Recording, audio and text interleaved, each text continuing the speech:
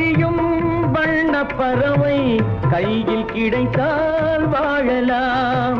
கருத்தில் வளரும் காதல் எண்ணம் கனிந்து வந்தால் வாழலாம். கண்ணி